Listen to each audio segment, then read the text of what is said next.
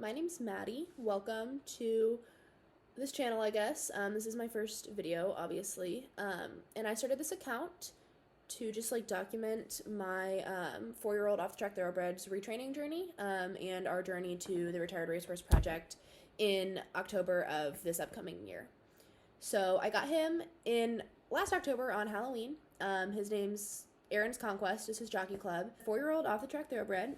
He raced 3 times when he was retired from a tendon injury and then was rehabbing at a rehab facility for about 6 months before I got him, and now he's being retrained probably as a show hunter, and we're also kind of just dabbling in eventing and show jumping and just kind of playing around as he develops. So I wanted to just document everything that we're doing from now on going into the Retired Racehorse Project. Well, this week we are getting ready for baby's first ever horse show, so I'm so excited. We're going up to Revel Run on Saturday to do some little arena eventing just to kind of get his toes wet at a schooling show environment before we do some bigger stuff or some real actual events. So to prepare for his little show, we did a jump school on Monday that I'm going to post clips of and kind of just my thoughts on. And then I had a dressage lesson today, and we'll probably just do some light hacking and have fun the rest of the week going into Saturday. But I did just kind of want to document what we're up to this week and how he's looking and how things go for us. So here's just our flat warm-up before we jump. I did just recently change him from a plastic mullen mouth snaffle to a 3-piece pelham, so it's just a 3-piece with a lozenge. I just felt like he was getting really heavy on such a soft bit, he could really lay on it, and so this just picks him up a little bit so that he can't lean on it. And I really do feel like it got him nice and open. So we have just been riding this for a couple days. It's probably not a permanent thing, just to kind of get him lifted a little bit for the time being. I'm literally obsessed with all this horse flats. I could watch this all day. But I know that y'all probably don't really want to see that, so I'll be done. The camera was also in a little bit of a weird spot, so it didn't really take great video. But this is just our little kind of baby flat warm up before we started jumping. The next few clips of us jumping around kind of look like they were taken on a toaster, so my sincere apologies, but it is what it is. I put on a vest, and we just took one fence as a little warm-up fence before we headed outside. Look how cute he is. He's literally so perfect. He's amazing. That's it. That's all I have to say. So this is his literal first time ever going over any of this stuff, or really any sort of solid fence out on a field ever. So be nice to us, because some of these are really ugly, but this horse just tries his ever-loving heart out. We ate this, breakfast, lunch, and dinner. We ate that. I could, hear his feet hitting the rocks, and I was, terrified. But he just tries so hard, and I'm so obsessed with him, and he puts up with me burying him at stuff, and he was just kind of, he's just so good. I was sort of trying to let him figure it out on his own and not really get in his way too much, for the most part. Oh, okay. He's so good, and he's just so brave, and was just taking all of this in stride.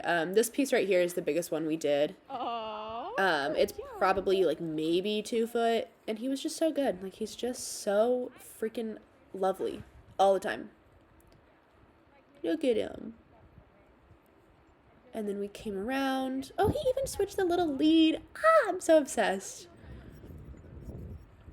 3, 2, oh, look, he's so cute. And then we did kind of run away a little bit, but that's fine. He's allowed to. I also just wanted to show the comparison of how he comes out when we first get started versus how he finishes after our warm-up. So you can obviously see he throws his head a lot and is just not super thrilled about the task at hand, or using his back or anything. So I do a lot of walk-trot transitions, a lot, to kind of just get his brain where I want it, get him listening, focusing, all that fun stuff. And he usually takes super well to doing all of those transitions. Once we warm up, he's lovely. So I just think it's cool to see this clip and then the next clip are really only just a couple minutes apart, and I just think it's a cool comparison. I also took him out of the pelham and put him back in just an egg butt today, but it is the same mouthpiece as the pelham, so just the 3-piece lozenge. I just knew that my dressage trainer would not have been thrilled if I had shown up to a lesson in a pelham. I just knew that would not have gone over well, so I opted not to use it. So yeah, he was just like a little more of our warm-up and stuff, just kind of talking through some things with my trainer.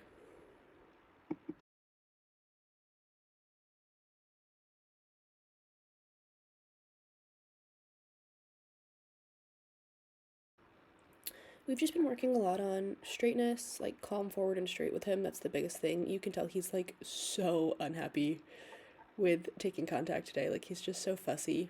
You can see his tongue's hanging out. He's tossing his head, which is fine. I mean, he's 4. Like this is all so new to him. So like we literally do not care. So we're just working like calm, forward, straight, and then once you have calm, forward, straight, then I'm gonna ask him to start to use himself.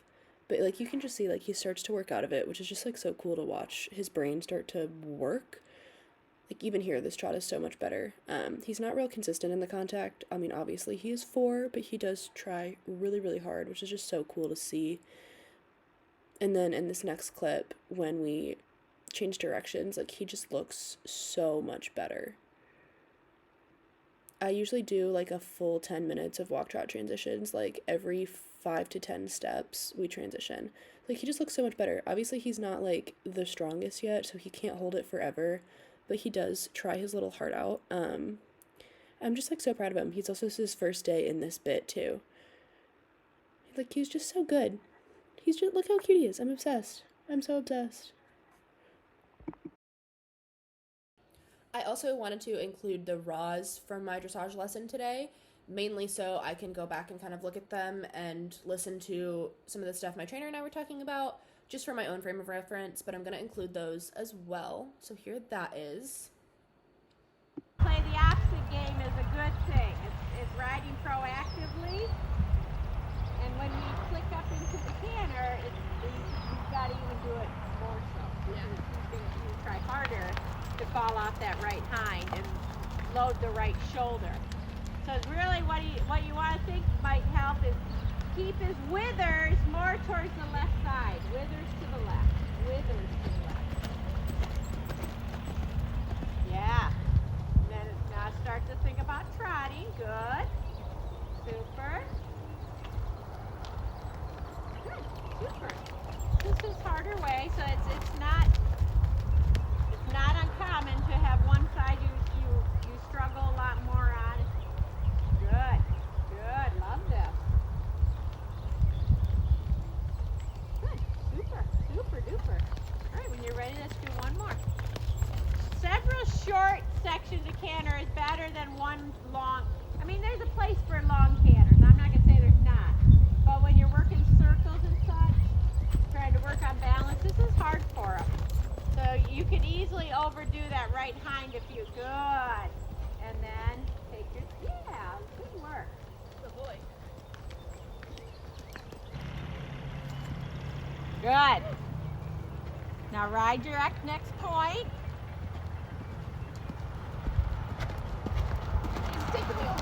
Yeah, good. That's okay, trot. That's your nemesis area right there. By here, he's already starting to get on his left shoulder, and by there, he's really on his left shoulder. Yes. So keeping that, yeah, the right side towards the left side towards the right, so he doesn't rub you off on the left railroad side. Good, love it. Love it. He looks absolutely beautiful. Super.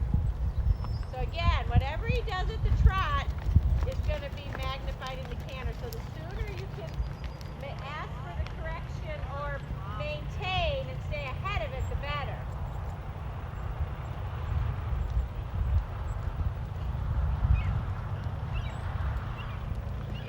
Nice, nice. Super, super. That was really good riding.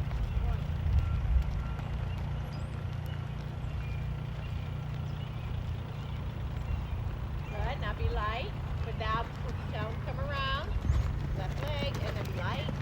Make sure he finds the places where he doesn't have pressure.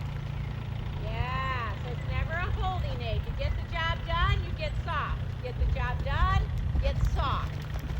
Yes. Good, good. That's why we do circles, because they're hard. It keeps you very aware of what really is going on. I'll do one more when you're ready. Take your time.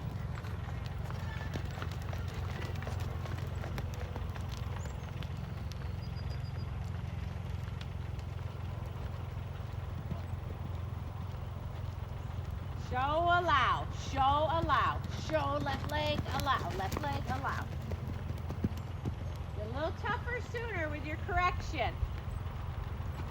So starting now, give a little tougher correction. Tougher correction. Don't wait until he gets so far over his left side. So you gotta watch that he doesn't get overbent in his neck to the right. Yeah. Sorry.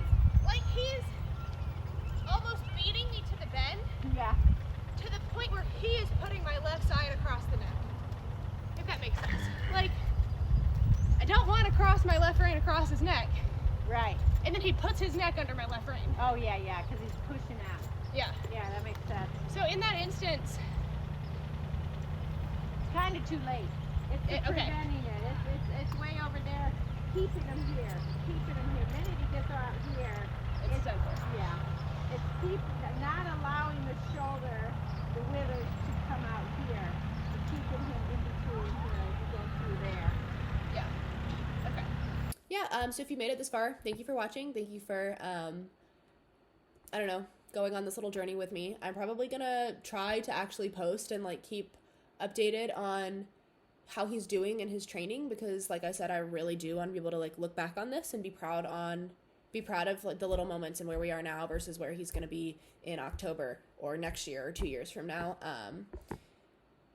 So, yeah, I don't know. That's that.